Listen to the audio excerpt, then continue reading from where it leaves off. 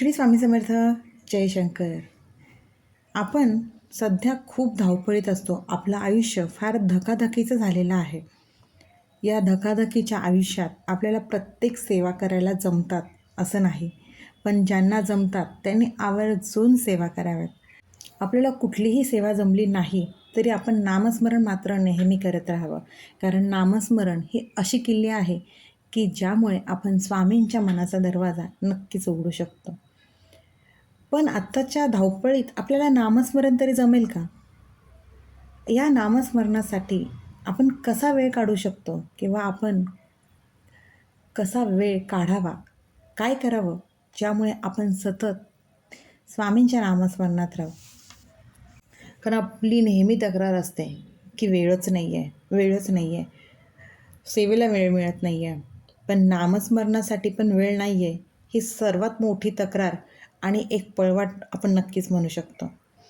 नामस्मरण हे केवळ फक्त माळ हातात घेऊन जप करणं किंवा नाम घेणं याचाच अर्थ आहे का? तर नामस्मरण हे केवळ माळ घेऊन एका जागी बसून करण्याचं कर्म नाही, तर ती आपली एक जीवनशैली आहे. आपल्या रोजच्या दैनंदिन आयुष्यात आपल्याकडे असे काही बरेच मार्ग आहेत ज्यामुळे आपण नामस्मरण करू शकतो. आपल्या या प्रपंचात आपल्या जबाबदाऱ्या सगळ्या पार पाडून आपण नामस्मरण करू शकतो. तर ते नामस्मरण आपण कशा पद्धतीने करू शकतो? तर नामस्मरण आपण या काही पद्धती जर आपण आपल्या रोजच्या वापरात म्हणजे आपण रोजचं जे आयुष्य जगतो ना, त्यामध्ये जर आपण याचा अवलंब केला तर नक्कीच आपण नामस्मरण हे सतत करू शकतो. त्या कुठल्या आहेत? तर सगळ्यात महत्त्वाचं म्हणजे आपण जिथे प्रवास करतो, मग कामाला जाताना कोणी बसने जात असेल, कुणी ट्रेननी असेल, कुणी स्वतःची गाडी चालवत जात असेल, त्यावेळेला नामस्मरणासाठी सर्वोत्तम वेळ आहे.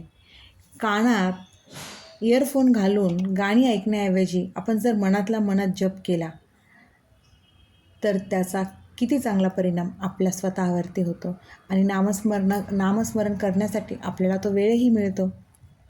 स्वतः गाडी चालवत असताना आपल्या स्वामींचा, श्री स्वामी समर्थ किंवा तुम्ही ज्या कुठल्या इष्टदेवतांना मानत असाल, गजानन महाराज असो, शंकर महाराज असो, साईबाबा असो, ज्यांना कुणालाही मानत असाल, त्यांचं नाव घेऊन त्यांचं नामस्मरण गाडी चालवताना असू दे, तुम्ही जर बसमधनं प्रवास करत असेल, ट्रेनमधनं करत असाल, तर तुमच्या आवडीप्रमाणे हा जप, हे नाव मनात सुरू ठेवावं. यामुळे काय होईल?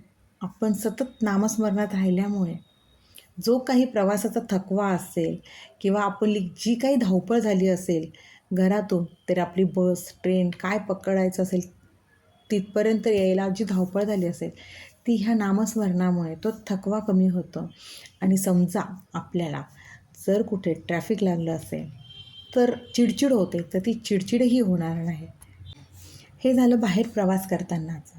आता घरात कामं करताना, घरात स्त्रियांनाही बरीच कामं असतात.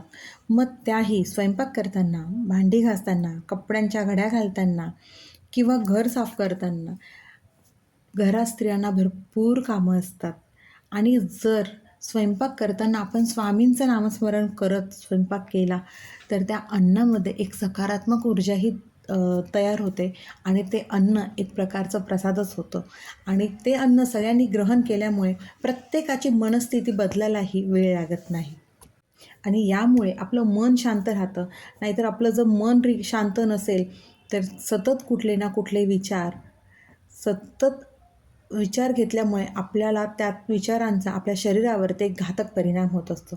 त्यापेक्षा आपण अशा वेळेला नामस्मरण सहज करू शकतो आणि त्यामुळे सांगितले तसंच की एक घरातील ऊर्जाही आपली वाढते आणि स्वयंपाक करताना जे आपण अन्न शिजवतो त्या अन्नाचा दर्जाही वाढतो आणि ते अन्न इतकं सात्विक होतं की त्यामुळे खरंच घरातील प्रत्येकाची ऊर्जा सकारात्मक होते. नामस्मरण करण्याचं सर्वात प्रभावी तंत्र म्हणजेच आपल्या श्वासाची सांगड घालणं, ज्याला अजपा जप असे म्हणतात. ते कसं करतात? श्वास आत घेताना नामाचा अर्धा भाग आणि श्वास सोडताना उरलेला भाग म्हणायचा. यासाठीही आपल्याला कुठलाही वेगळा वेळ काढण्याची गरज नाही. जेव्हा आपण ऑफिसमध्ये असतो, कुठल्याही कामात असतो, त्यावेळेला जेव्हा आपला ब्रेक होतो किंवा आपली जेवणाची सुट्टी म्हणा होते त्यावेळेला आपण आपल्या जेवण वगैरे खाऊन झाल्यानंतर आपण जे मोबाईल घेऊन स्टेटस बघणं किंवा व्हॉट्सअप बघणं हे ज्या गोष्टी करतो, त्याऐवजी आपण जर 2 मिनटं नामस्मरण केलं तर तोही वेळ आपण आपल्या नामस्मरणात स्वामींच्या घालवू शकतो. झोपण्यापूर्वी किंवा झोपेतून उठल्यावरती सकाळी झोपेतून उठल्यावर पाय जमिनीवर ठेवण्यापूर्वी फक्त 2 मिनटं नामस्मरण करावं. यामुळे आपला संपूर्ण दिवस एक सकारात्मक ऊर्जेने तयार होतो, एक सकारात्मक पाया तयार होतो. तसंच रात्री झोपतानाही आपण स्वामींचे नाव घेऊन झोपावं. यामुळे आपण जो अतिविचार करतो ना ते थांबतं. त्यामुळे झोप शांत लागते आणि साहजिकच आपल्या अंतर्मनावर त्या नामाचे, त्या जपाचे संस्कार होतात.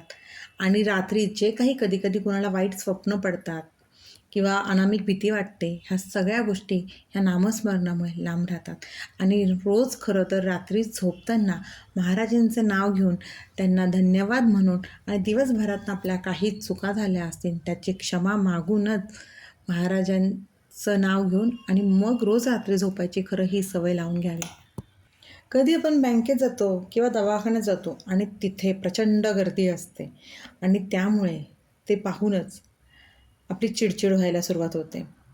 तर तोच वेळ आपण नामस्मरणाची संधी म्हणून वापरावी. अशावेळी नाव घेतल्याने म्हणजेच स्वामींच्या नामस्मरणात राहिल्याने एक प्रकारचा संयम आपल्यामध्ये वाढतो आणि आपली जी काही चिडचिड होत असते ती चिडचिड ही कमी होते. त्यामुळे जिथे वेळ मिळेल ना ती संधी समजा आणि त्या संधीचं सोनं करून स्वामींच्या नामस्मरणात राहा किंवा तुम्ही ज्या कुठल्या इष्टदेवतेला मानत असाल त्या इष्टदेवतेच्या नामस्मरणात राहा. कारण नामस्मरणासारखी सोन्याची किल्ली कुठेही भेटणार नाही. ह्या आपल्या सोन्याच्या चावीने आपण आपल्या महाराजांच्या अंतर्मनाचा दरवाजा नक्कीच उघडू शकतो. म्हणूनच ह्या संधीचं जिथे मिळेल त्या संधीचं सोनं करा आणि नामस्मरण करत राहा. कितीही धावपळीचं आयुष्य असू दे, आपण जर ठरवलं ना तर आपण ह्या गोष्टी नक्कीच करू शकतो. कारण इच्छा तिथे मार्ग. अशा पद्धतीने तुम्ही धावपळीच्या आयुष्यात नामस्मरणासाठी वेळ नक्कीच काढू शकाल. श्री स्वामी समर्थ. अशक्य ही शक्य करतील स्वामी, अशक्य ही शक्य करतील स्वामी.